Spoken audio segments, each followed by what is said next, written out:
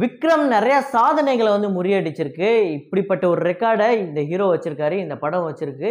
இதை வந்து இனிமே யாராலையுமே பிரேக் பண்ண முடியாது அப்படின்னு சொல்லப்பட்ட நிறைய ரெக்கார்டுகளை வந்து இந்த ஒரே படத்துல வந்து முறியடிக்கப்பட்டது. ஒரே படத்துல அடிச்சு துவம்சம் செய்யப்பட்டுச்சு. அப்படிப்பட்ட படம் தான் விக்ரம். இந்த படத்தோட சாதனைகளை இனிமே ஏதாவது ஒரு படம் முறியடிக்க முடியுமா, அதுக்கு இன்னும் எத்தனை வருஷம் ஆகும் அப்படிங்கிறதெல்லாமே நம்ம டிஸ்கஸ் பண்ணுவோம். அதுக்கு அடுத்ததான் வந்து விருமன், லால் சிங் சத்தா, அப்புறம் கார்த்திகேயா 2 இந்த படங்களோட கலெக்ஷன் ரிப்போர்ட் என்ன அப்படிங்கிறதையும் நம்ம பார்த்துருவோம். அதுக்கு அடுத்ததா நம்ம சேனலை நீங்கள் வழக்கமாக சப்ஸ்கிரைப் பண்ணுறது, லைக் பண்ணுறது இது எல்லாமே ஒரு சப்போர்ட் தான். இருந்தாலுமே நம்ம சேனலில் கீழே இந்த லைக்கு, கமெண்ட்டு இந்த லிஸ்ட்டில் பார்த்தீங்க அப்படின்னா ஷேர்லாம் இருக்கும்ல, இதுலேயே டேங்க்ஸ் அப்படின்னு ஒன்று ஹார்ட் போட்டு ஒன்று இருக்கும். அதில் கூட நீங்கள் சப்போர்ட் பண்ணலாம். எப்படின்னா நீங்கள் ஒரு லைவில் வந்து சூப்பர் சேட் எப்படி பண்ணுவீங்களோ அந்த மாதிரி ஒரு ஆப்ஷன் தான். லைக்கு, சப்ஸ்கிரைபு ஒரு பெரிய சப்போர்ட்டு தான். அதுக்கு மேலே நீங்கள் சப்போர்ட் பண்ணணும் அப்படின்னு நினச்சிங்கன்னா நீங்கள் அதில் சப்போர்ட் பண்ணலாம். இதை வந்து யூடியூப் வந்து நீங்கள் வந்து ஆடியன்ஸ் கிட்ட சொல்லுங்கள் அப்படின்னு சொல்லிட்டு எங்களுக்கு நோட்டிஃபிகேஷன் வந்திருக்கு. அதனால தான், ஏன்னா நிறையா ஆடியன்ஸ்க்கு இது தெரியாது அப்படிங்கிறது. ஸோ உங்களுக்கு தெரியலை அப்படின்னா சொல்கிறேன், இல்லை ஆல்ரெடி தெரிஞ்சிருக்கு அதெல்லாம் பண்ணலை அப்படின்னாலுமே அது உங்களோட விருப்பம். லைக்கு, சப்ஸ்கிரைப் பண்ணுறது என்னை பொறுத்தவரையுமே ஒரு பெரிய ஒரு சப்போர்ட்டு தான். அதையும் தாண்டி சில பேர் இல்லைப்பா நான் உனக்கு அதோட தாண்டி ஏதாவது பண்ணணும் அப்படிங்கிறவங்களுக்கு அதை பண்ணலாம். ஸோ நம்ம சேனலை நீங்கள் சப்ஸ்கிரைப் பண்ணல அப்படின்னா பண்ணிவிடுங்க, பக்கத்தில் இருக்க பெல் ஐகானை ப்ரெஸ் பண்ணிவிடுங்க. வாங்க வீடியோக்குள்ள போகலாம். ஸோ முதல்ல இந்த படங்களோட கலெக்ஷன் ரிப்போர்ட் என்ன அப்படிங்கிறத நம்ம பார்த்துருவோம். ஸோ லால் சிங் சத்தா வந்து படம் ரிலீஸ் ஆகி 5 நாள் ஆச்சு. 5வது நாளோட கலெக்ஷன் எவ்வளோ அப்படின்னு பார்த்தீங்கன்னா வேர்ல்டு வைடு வந்து 10 கோடி. ஸோ டோட்டல் வந்து 98.3 crore வந்து இந்த படத்தோட டோட்டல் கலெக்ஷன் நேற்று வரையும். அதுக்கு அடுத்ததாக கார்த்திகேயா 2. ஸோ நான் சொல்லியிருந்தேன் இந்த பாய்காட் பாலிவுட்டில் வந்து இந்த கார்த்திகேயா 2க்கு வந்து ஒரு பெரிய ஆதரவு வந்து இந்த பாலிவுட்டில் இருக்கக்கூடிய ரசிகர்கள் கொடுத்துக்கிட்டு இருக்காங்க. இந்தி ஆடியன்ஸ் வந்து பயங்கரமாக இந்த படத்தை வந்து ப்ரொமோட் பண்ணி இந்த படத்துக்கு வந்து பயங்கரமாக சப்போர்ட் பண்ணுறாங்க. இந்த படத்தோட கலெக்ஷன் வந்து ஹிந்தியில் வந்து ஃபஸ்ட்டு 2 நாள் கலெக்ஷன் என்ன இருந்தது அப்படின்னு பார்த்தீங்க அப்படின்னா வெறும் 40 லட்சம் 50 லட்சம் அப்படி தான் இருந்தது. ஆனால் நான் நேற்று என்ன சொல்லியிருந்தேன் அப்படின்னா இந்த மாதிரி நிறையா ஸ்க்ரீன்ஸ் வந்து அதிகமாக்கிட்டாங்க அப்படின்னு சொல்லியிருந்தேன். ஸோ அந்த ஸ்க்ரீன்ஸ் அதிகமாக்குனதுனால நேற்று மட்டுமே இந்தியில் 1.1 கோடி வந்திருக்கு. ஸோ நேற்று 3வது நாளோட கலெக்ஷன் வேர்ல்டு வைடு வந்து 9.5 crore. இந்த படத்தோட டோட்டல் கலெக்ஷன் எவ்வளோ அப்படின்னு பார்த்தீங்கன்னா 26.8 கோடி. ஸோ இது வந்து இந்த படத்தோட டோட்டல் கலெக்ஷன் 3 நாள் கலெக்ஷன். இந்த படத்தோட பட்ஜெட் வெறும் 15 கோடி. ஸோ இந்த படம் வந்து ஒரு மிகப்பெரிய ஹிட்டு. அதுக்கடுத்ததாக சீதாராமம். ஸோ சீதாராமம் தொடர்ந்து நம்ம சொல்லிக்கிட்டு இருக்கோம். இப்படிப்பட்ட ஒவ்வொரு புது புது ஜானர்லேயும் வந்துக்கிட்டு இருக்காங்க. ஆனால் லவ் அப்படிங்கிற ஒரு ஜானரில் வந்து இவ்வளோ பெரிய ஹிட் ஆகிருக்கு அப்படிங்கிறது ஒரு பெரிய விஷயம். என்ன அப்படின்னா சீதாராமம் படத்தோட 11வது நாள் கலெக்ஷன் 4.4 கோடி. 11வது நாள் கலெக்ஷன் 4.4 கோடி எவ்வளோ பெரிய விஷயம் பாருங்கள். ஸோ இந்த படத்தோட டோட்டல் கலெக்ஷன் 53.73. ஸோ இந்த படத்தோட பட்ஜெட் எவ்வளோ அப்படின்னு பார்த்தீங்கன்னா 30 கோடி. ஸோ 30 கோடிக்கும் கம்மியாக தான் எடுத்திருக்காங்க. இந்த படம் ஒரு பெரிய பிளாக் பஸ்டர். அதுவும் இல்லாமல் இந்த படம் ஹிட் ஆனதுக்கப்புறம் ஓடிடிலையும் சேட்டலைட் ரைட்ஸும் வந்து இன்னும் அதிகமாகிட்டு தான் சொல்கிறாங்க. அதுக்கு அடுத்ததாக பார்த்தீங்கன்னா விருமன் படத்தோட பாக்ஸ் ஆஃபீஸ் கலெக்ஷன் எவ்வளோ அப்படின்னு பார்த்தீங்கன்னா 4வது நாளோட கலெக்ஷன் 7.1 கோடி. ஸோ இது தமிழ்நாட்டில். வேர்ல்டு வைடு பார்த்தீங்க அப்படின்னா கிட்டத்தட்ட 8.5 கோடி கிட்ட வந்திருக்கு. ஸோ விருமன் படத்தோட டோட்டல் கலெக்ஷன் இதுவரையும் வந்து தமிழ்நாட்டில் வந்து 33.14 கோடி வந்திருக்கு. வேர்ல்டு வைடு பார்த்தீங்க அப்படின்னா 38.14 கோடி வந்திருக்கு. ஸோ இந்த படமே வந்து ஒரு 30 கோடி பட்ஜெட்டு. ஸோ இன்னும் ஒரு வாரம் ஓடிச்சு அப்படின்னாலே ஒரு 50-60 கோடி வந்துடும். இந்த படமே ஒரு மிகப்பெரிய ப்ராஃபிட். அதுக்கடுத்ததான் நான் சொன்னேன்ல விக்ரம் படம் வந்து ஒரு டாப் 3 அப்படிங்கிற ஒரு லிஸ்ட்டில் இருக்குது அப்படின்னு சொல்லிட்டு அதை பற்றி பேசுவோம். அதுக்கு முன்னாடி வந்து இந்த வருஷம் ரிலீஸ் ஆன திரைப்படங்களில் வந்து வெர்டிக்ட் அப்படின்னு சொல்லிட்டு ஒரு லிஸ்ட் ஒன்று நம்மளுக்கு கிடச்சிருக்கு. Box office verdict 2022. இதோட பிளாக் பஸ்டர் அப்படிங்கிறது வந்து ஒரு 12 படம். இது வந்து இந்தியாவில் அதுவும் முக்கியமான திரைப்படங்கள், ரொம்ப வந்து மோசமான ரொம்ப லோ பட்ஜெட் திரைப்படங்கள், மண்ணை கவ்விட்டு போகிற படங்கள், அட்ரஸ் இல்லாத படங்கள் இதெல்லாம் இந்த லிஸ்ட்டில் வராது. உதாரணத்துக்கு சொல்ல போனால் இப்போ வந்து கடமை செய்ய, அதுக்கு முன்னாடி வந்து எண்ணி துணிக அந்த மாதிரி படங்கள்லாம் இந்த லிஸ்ட்டில் இல்லை. ஸோ அப்படி பார்த்தீங்க அப்படின்னா பிளாக் பஸ்டர் வந்து 12 படம், சூப்பர் ஹிட் வந்து 4 படம், ஹிட்டு வந்து 5 படம், அபோவ் ஆவரேஜ் வந்து 1, ஆவரேஜ் வந்து 14, ஃப்ளாப் வந்து 9, டிசாஸ்டர் 439. அதுக்கு அடுத்தது ஆல் டைம் பிளாக் பஸ்டர் அப்படிங்கிறது 4 படம். ஸோ இதில் பார்த்தீங்க அப்படின்னா இந்த ஆல் டைம் பிளாக் பஸ்டரில் 4 படம் இருக்குல்ல, இதில் தான் இந்த 3வது இடத்துல இருக்கிற படம் விக்ரம். ஸோ ஃபஸ்ட் இடத்த பிடிச்சிருக்கிறது வந்து KGF 2, செகண்ட் இடத்த பிடிச்சிருக்கிறது வந்து RRR, தேர்ட் இடத்த பிடிச்சிருக்கிறது நம்ம விக்ரம். ஸோ ஃபோர்த்து வந்து காஷ்மீர் ஃபைல்ஸ் அப்படிங்கிற ஒரு படம் வெறும் 14 கோடி போட்டு கிட்டத்தட்ட 300 கோடி கிட்ட கலெக்ட் பண்ணியிருக்காங்க. அதுவுமே ஒரு மிகப்பெரிய ஆல் டைம் பிளாக் பஸ்டர் அப்படின்னு சொல்லலாம். ஸோ இது இல்லாமல் நிறைய படம் வந்து பிளாக் பஸ்டர் தான் இருக்குது. ஆல் டைம் பிளாக் பஸ்டர்னால் இந்த 4 படத்தை தான் நம்மளால் குறிப்பிட்டு சொல்ல முடியும். ஸோ அதுக்கு அடுத்ததாக பார்த்தீங்கன்னா டிசாஸ்டர் அப்படிங்கிறது 439 படம் இருக்குது.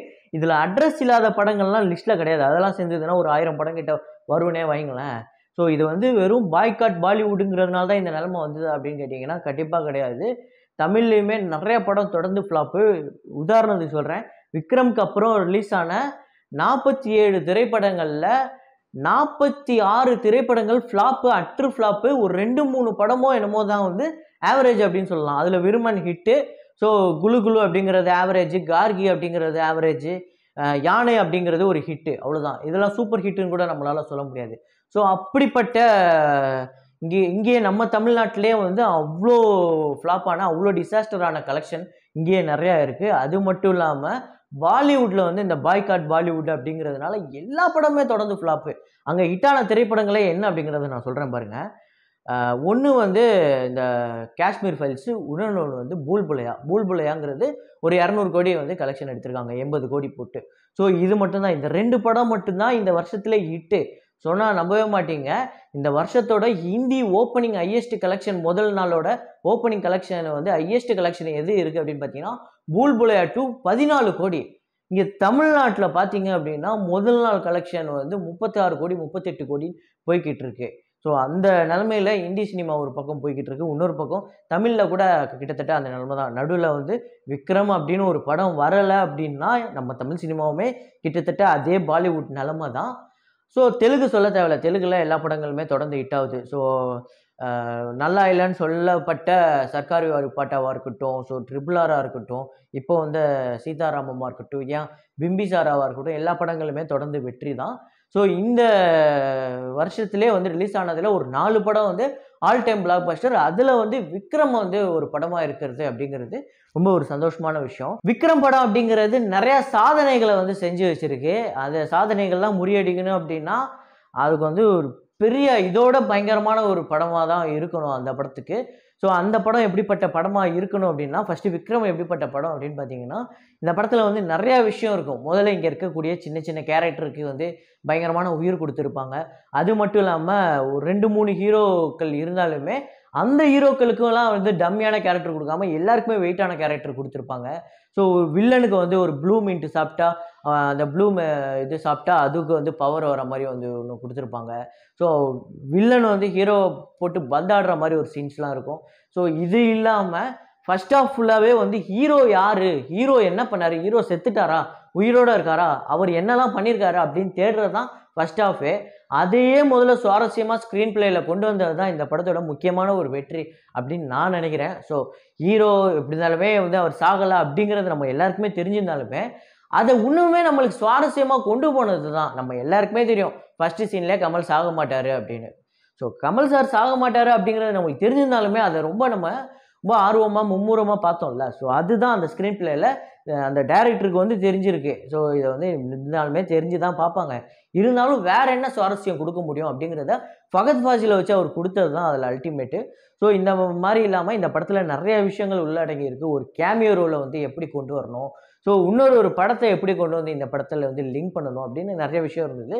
ஸோ இதை வந்து வேறு ஹீரோக்கள் வந்து பிரேக் பண்ண முடியுமா அப்படின்னா கண்டிப்பாக முடியும். ஸோ அப்படி பிரேக் பண்ணால் தான் தமிழ் சினிமா அடுத்த கட்டத்துக்கு போகுதுங்கிறதும். ஸோ நாளைக்கு ரஜினி சார் படம் வரும்போது அது இதோட அதிகமாக கலெக்ஷன் ஆச்சுன்னா அதையும் நான் இதே மாதிரி ஒரு பெருமையாக பேசி இதே மாதிரி ஒரு பெருமையாக பேசி ஒரு வீடியோவாக கண்டிப்பாக போடுவேன். விஜய் சார் பிரேக் பண்ணார்னா, அஜித் சார் பிரேக் பண்ணார்னா, ஸோ என்னதான் கமல் சார் ஃபேனாக இருந்தாலுமே ரீசெண்டாக வந்து ஒரு கமெண்ட் ஒன்று வந்துச்சு. நீ வந்து விக்ரம் அப்படிங்கிற ஒரு படம் ஹிட் ஆனதுனால இன்னைக்கு இது ட்ரெண்டிங் டாப்பிக்காக இருக்கிறதுனால நீ கமல் சார் ஃபேனு அப்படின்னு சொல்லிக்கிட்டு சும்மா ஃபேக்காக சுற்றுற, நீ ரஜினிக்கு சப்போர்ட் பண்ண வீடியோவை பார்க்குறேன், விஜய்க்கு சப்போர்ட் பண்ண வீடியோவெல்லாம் நான் பார்க்குறேன் அப்படின்னு சொல்கிறாரு. ஸோ கமல் ரசிகராக இருக்கணும் அப்படின்னா மற்றவங்களெலாம் வந்து அப்யூஸ் பண்ணணும்னு அவசியம் இல்லை. ஸோ மற்றவங்களெலாம் வந்து கேவலப்படுத்தணும்னு அவசியம் இல்லை. அவங்கள வந்து மட்டம் தட்டி பேசணும்னு அவசியம் இல்லை. ஸோ என்னை பொறுத்தவரையும் ஒரு நல்ல ரசிகன் எப்படி இருப்பான் அப்படின்னா, நான் வந்து ஒருத்தரை ரசிக்கிறேன் அப்படின்னா அவரையும் ரசிப்பேன். மீதி பேர் வந்து ஒரு விஷயம் பண்ணுறாங்க அப்படின்னா அதையும் ரசிக்க போகிறேன். ஸோ அதுதானே ஒரு நல்ல ரசிகனுக்கு அழகு. ஸோ என்னை பொறுத்தவரையுமே ஒரு உண்மையான ட்ரூ கமல் ஃபேன் யாருமே வந்து ரஜினியை வந்து பயங்கரமாக வந்து ஹேட் பண்ணக்கூடிய ஒரு ஆளாக இருக்க மாட்டாங்க அப்படின்னு தான் நினைக்கிறேன். ஸோ அதையும் மீறி சில பேர் இருப்பாங்க. ஸோ அதை பற்றி நம்மளோட கருத்து கிடையாது. ஆனால் நான் வந்து கமல் சார் ஃபேன் அப்படிங்கிறத தாண்டி எல்லாரையுமே பிடிக்கும் அப்படிங்கிறது ஒன்று இருக்குது. ஸோ கமல் சாரோட நான் தீவிர ஃபேன் அப்படிங்கும்போது மீதி பேர்லாம் அடித்தா தான் அது தீவிர ஃபேன் ஆகுமானா அது கிடையாது. ஸோ அப்படிப்பட்ட ஆள் நானும் கிடையாது. ஸோ இந்த இந்த டிசாஸ்டர் அப்படிங்கிறது 439 லிஸ்ட்டு நான் சொல்லியிருக்கேன். இதில் வந்து இதை பற்றி நீங்கள் என்ன நினைக்கிறீங்க? ஸோ இவ்வளோ படம் வருது, இதில் எல்லாமே டிசாஸ்டர் அப்படின்னா அது உங்களால் நம்ப முடியுதா? இல்லை வேணும்னே வந்து ஹிந்திலேயோ இல்லை தமிழ்லையோ வேணும்னே இந்த படங்கள்லாம் நாங்கள் பார்க்க மாட்டோம் அப்படின்னு வேணும்னே நல்ல படங்களை கூட புறக்கணிக்கிறாங்க அப்படின்னு நினைக்கிறீங்களா? அப்படிங்கிறத கமெண்ட்டில் போடுங்க. ஸோ இதே மாதிரி ஒரு வீடியோவில் மீண்டும் நான் உங்களை சந்திக்கிறேன். Signing off Rahman.